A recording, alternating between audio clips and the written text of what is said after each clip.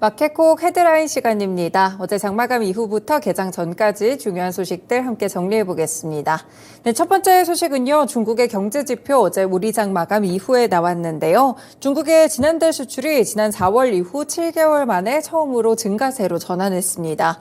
해관 총서에 따르면 11월 수출액은 2,919억 3천만 달러를 기록하면서 전년 동기 대비 0.5% 늘어났는데요. 일단 4월에 8.5% 정도의 수출 증가율을 기록했었는데 이후에는 꾸준하게 감소세를 보이다가 11월 들어서 7개월 만에 증가세로 전환됐습니다. 그리고 시장에 대한 전망치보다도 상당히 높았다는 점 체크해 보실 수 있겠는데요. 다만 최근에 이 수출 통제를 좀 제한하고 있는 핵심 광물에 대한 부분들은 수출이 좀 많이 급감을 했다고 하고요. 지난 11개월간 이 비료 쪽에서는 전년 동기 대비 12.7% 감소했다고 합니다. 일단 11월 수출이 전반적으로 반등한 것은 세계적인 수요 위축에도 불구하고 유동성 공급을 비롯한 경기 부양책 덕분인 것으로 보이고 있는데요. 미중 정상회담을 통한 대외 환경도 개선됐고 이런 부분들이 일각에선 도움을 줬다는 분석들이 나오고 있습니다. 이와 더불어 지난달 수입 증가율은 전달과 전망치를 모두 밑돌았다는 점 함께 체크해 보실 수 있겠습니다. 네, 두 번째 소식입니다. 한국과 네덜란드가 오는 11일부터 15일 윤석열 대통령의 네덜란드 국빈 방문을 계기로 반도체 대화체를 신설하는 등 반도체 분야에 대한 협력을 다각도로 강화할 방침입니다.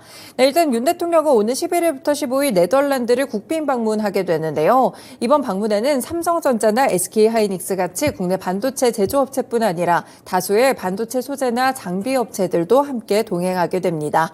내년에 출시될 최신 노광 장비에 대한 생산 현장들을 시찰하고 ASML 같이 주요 반도체 기업들이 지금 네덜란드에 있죠. 그렇기 때문에 함께 전문 인력을 양성하거나 차세대 기술 연구나 개발 협력 방안을 함께 논의한다고 합니다. 일단 윤 대통령이 두 차례 정도 접견한 바가 있었던 피터 베닝크 ASML CEO 역시나 일정을 함께 한다는 점 함께 체크해 보실 수 있겠고요. 반도체 관련 기대감 지속될 수 있겠습니다. 삼성전자와 SK하이닉스까지 함께 보시길 바라겠습니다.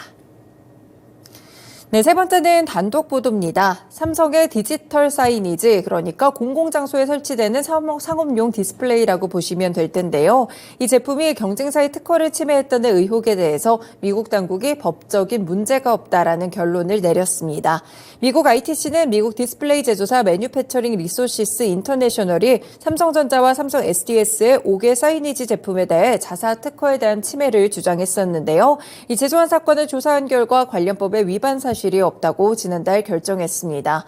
이 앞서서 삼성 쪽에다가 이 제소했던 이런 내용들을 보시면 MRI가 보유한 특허를 침해했고 미국 내 특허와 저작권을 침해한 제품의 미국 내 수입을 불법으로 규정한 관세법 조항을 위반했다고 이야기를 했었는데요.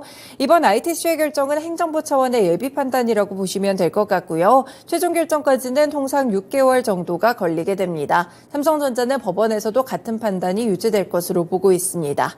네, 이와 더불어서 물론 이 삼성전자도 보실 수 있겠지만 이와 더불어 관련 종목들이 함께 좀 들썩이는 모습이었는데요. 시간에서 파버나인이나 플랜티넷 이런 흐름들이 좋았기 때문에 삼성 SDS까지 함께 흐름 체크해 두시면 될 것 같습니다. 다음 소식입니다. 중국이 최근에 산업용 요소에 대해서 수출 통제를 좀 가했는데요. 이와 더불어 화학 비료의 원료가 되는 인산 암모늄도 수출을 통제 중인 것으로 확인됐습니다. 온라인 플랫폼 화학 비료망에 따르면 거시경제 주무부처인 국가발전개혁위원회는 지난달 인산 암모늄에 대한 수출 검사를 중단하다라고 통지를 했다고 하는데요. 발기위 측은 검사 재개 시기를 공지하지 않았습니다. 그래서 인산 암모늄은 지난달부터 신규 수출 절차가 지금 중단된 것으로 전해지고 있습니다. 사실 화학 비료의 원료로 사용되는 인산 암모늄의 경우에는 중국이 최대 생산국 중 하나라고 보실 수 있겠고요. 실제로 우리나라 역시나 중국에 대한 의존도가 95% 이상인 것으로 알려지고 있습니다. 이 때문에 내년 농번기까지 수출 통제가 지속된다면 비료 수급에도 영향을 미칠 수 있다는 우려의 목소리들이 현재 나오고 있습니다.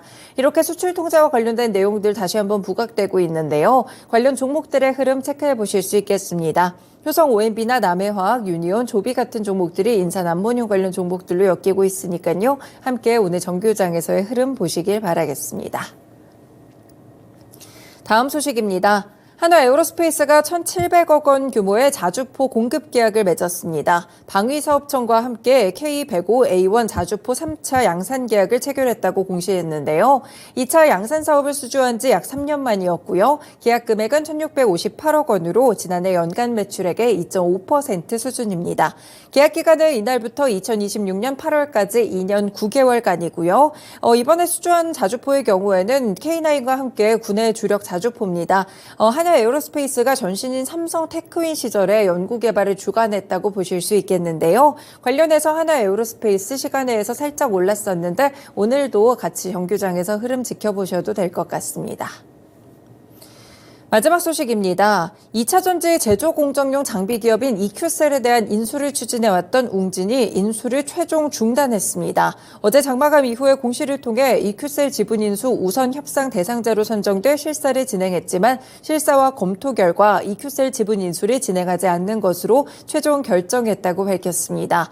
앞서서 웅진이 신성장 동력을 확보하고 사업 가치를 제고하기 위해서 이큐셀 인수를 추진한다라고 밝혔었는데요. 이때 웅진의 이 주가가 상한가를 터치하는 등 굉장한 기대감을 받기도 했습니다. 하지만 기대감이 컸던 만큼 오늘 실망감도 클 수가 있겠고요. 실제로 시간외에서 웅진이 하한가에 들어갔다는 점 체크해 보시면 오늘 주가 흐름 그렇게 좋지 않을 것으로 예상되고 있습니다. 웅진 그룹주들도 상장이 돼 있으니까요. 오늘 함께 살펴보시길 바라겠습니다. 네, 이렇게 개장 전에 중요한 소식들 6가지 함께 정리해드렸습니다. 마켓콕 헤드라인이었습니다.